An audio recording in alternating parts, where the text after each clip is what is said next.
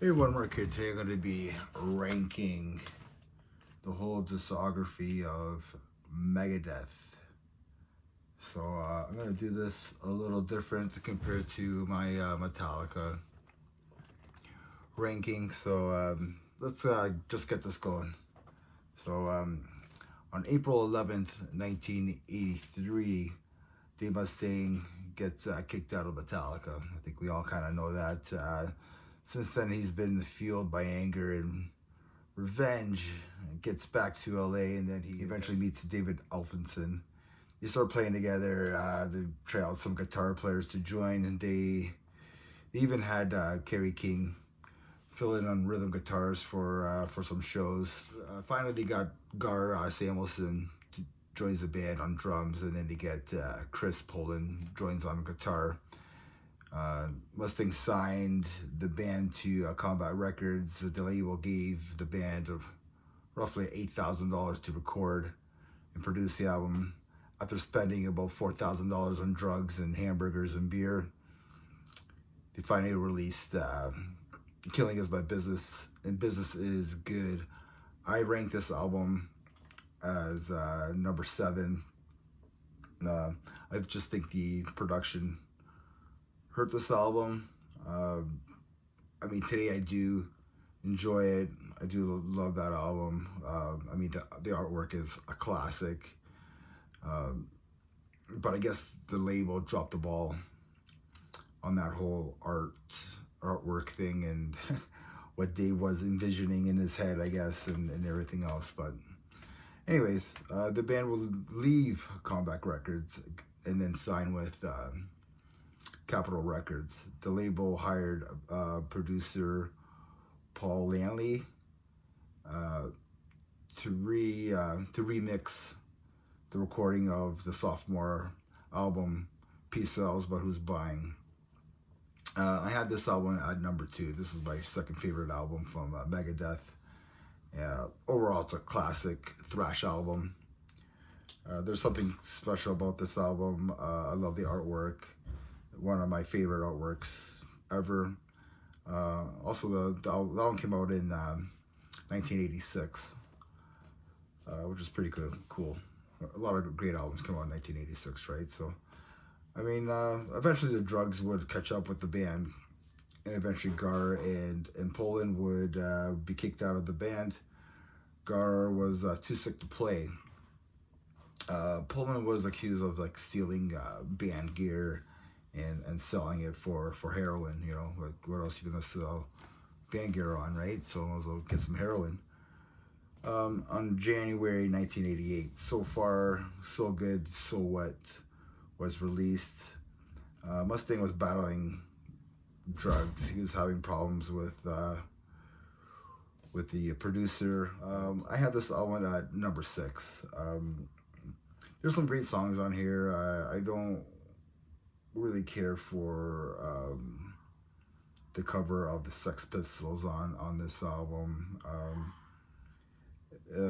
I think it was just a down period from both Daves, just coming off of drugs and stuff like that, right? So I have, So Far, So Good, So What, at number 6. Sober. So Mustaine had to get sober.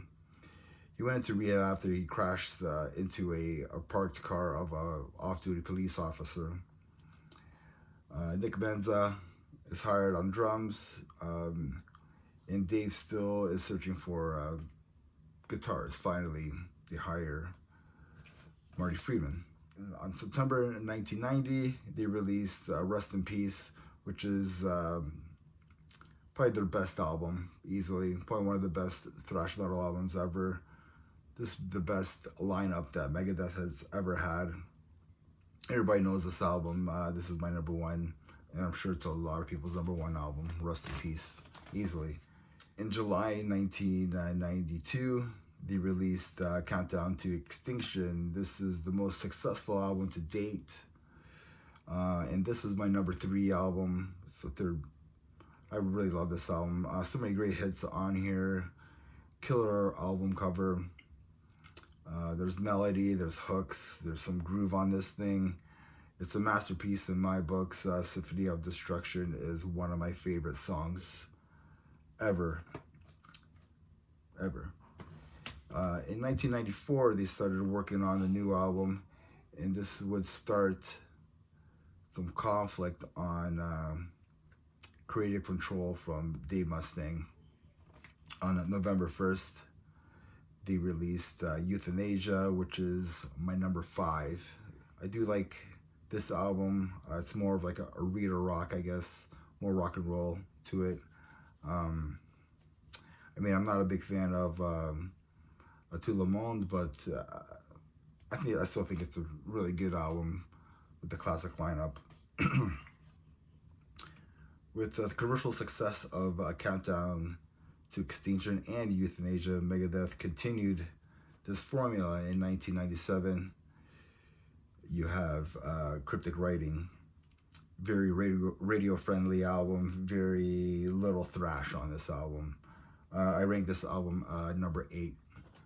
I do kind of like this album. I don't listen to it as much now as I did back in the day when I bought the album and everything.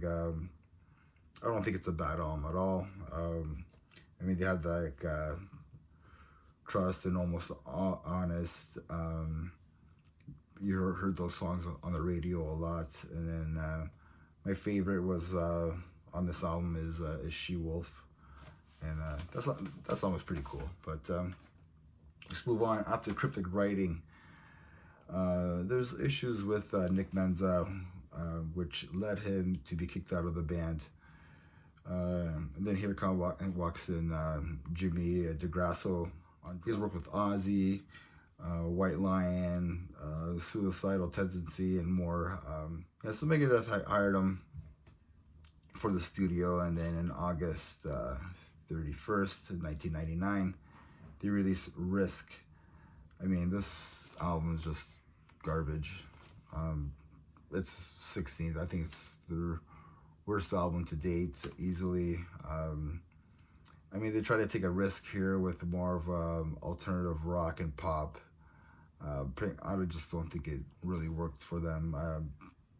Mustaine doesn't really have that type of voice to do that. The songwriting was just too poppy for me. This is also the last album with Marty Friedman as well. In 2001, they released The World Needs a Hero on Sanctuary Records, which features Jimmy DeGrasso on drums and Al Pitrelli on guitar. Also, Vic is back on the album covers. This is my second worst album for Megadeth, 15th. I really don't care for this album. I just find it kind of boring, really. In 2002, Dave disbands the band, I guess, and because he injured his arm. Actually, he didn't know if he was going to be able to fully recover and play guitar again. But in 2004, Megadeth releases their 10th studio album, The System Has Failed, distributed by Sanctuary Records. The album features former member Chris Poland on guitar. This is my 12th album in their discography. I do like this album. I mean, I really love the artwork on this album. You know, Vic is back. Yeah, my favorite track on this album is Kick the Chair. Just a really solid song. In 2007, Megadeth with a new lineup and a new label, which is Roadrunner Records. Yeah, can't save the day. You got Megadeth with Glenn Driver on guitar and James Lomenzo on bass and Sean Driver on drums. Also, Andy Sneap helped produce this album, which is called United Abomination. This is my 13th ranked album in their discography. Killer artwork, yes. Sleepwalker is a killer song. It's a good song on there. Washington is Next is another good song as well. There's just other albums I just like more. Yeah, in 2008, Chris Broderick is the new Megadeth guitarist. Dave Alvinson is back on bass. Then on September 15th, 2009, produced by Dave Mustaine and Andy Sleep, we get Endgame. To me, this is Megadeth's best album in the 2000s. I have this album ranked number 4. So I got Rest in Peace, Peace Sells, Countdown to Extinction, and then I got Endgame as number 4. It's a great album, great guitar playing since probably Rest in Peace. I mean, solos galore and leads on here. The songs are fast, they're aggressive. Head Crusher is a killer track. This Day We Fight, 44 minutes.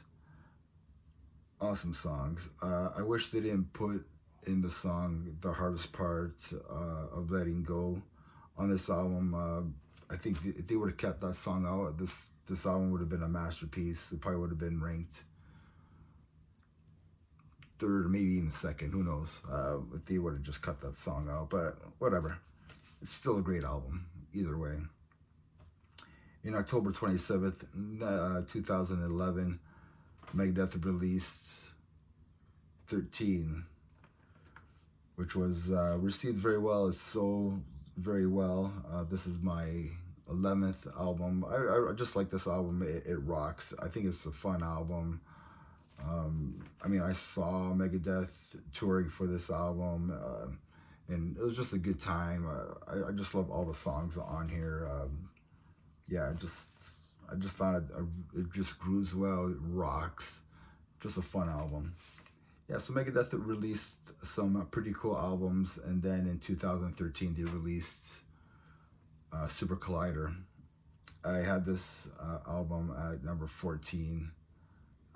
This is their 3rd worst album. Now, it's mostly because of Dave's vocals.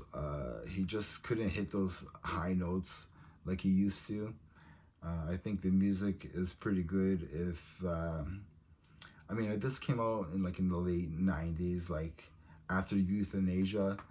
I mean, I think this album would have been a hit. And again, there's no Vic on this album cover. Like, come on, man. Like, you gotta have Vic on there. But yeah, I think if this album would have came out in the late 90s, like before Risk, I guess, like it would have been a hit. But it is what it is, right? So in 2016, Megadeth gets Kiko as a full-time guitarist, and then they get Chris Adler to fill in on drums for their next album, Dystopia. I had this album ranked number 9. Vic is back on the cover. There's thrash. The heaviness is back. Killer tracks are The Threat Is Real, Dystopia, Post-American World, Fatal Illusion, and Poisonous Shadows. So I think it's a really good album. I mean, this album and then the next album I'm going to be talking about, and their latest album, so in 2022, Megadeth released The Sick, the Dying, and the Dead. David Alvinson is out of the band for being gross. And then, yeah, you get Steve DiGiorio on bass for this album. Vic is back on the album. He's a cowboy. Vic is a cowboy. And I had this album at number 10. I mean, you could, Dystopia and The Sick, the Dying, and the Dead, I think they're both really good albums. Killer songs on here. We'll Be Back. Night Stalker is pretty cool. Soldier On. Dogs of Chernobyl is probably my favorite track on this album. I mean, yeah, so that's my album ranking of Megadeth. I don't think it really surprised anybody what I had, what my top maybe 5. I may think maybe Endgame probably surprised some people, maybe. I don't know. It's a really good album. But I think everybody's top top 2 for sure is Rust in Peace and In Peace Cells. Yeah, my number 3 is Countdown to Extinction, and number 4, Endgame. Number 5 was my Euthanasia, and then you got yeah, Peace. I mean, So Far So Good, So What. I mean, let me know what you guys think, and remember, everybody, metal never dies. I'll probably just put my ranking over here of all the albums, and then because I can't remember right now, but cheers, everybody.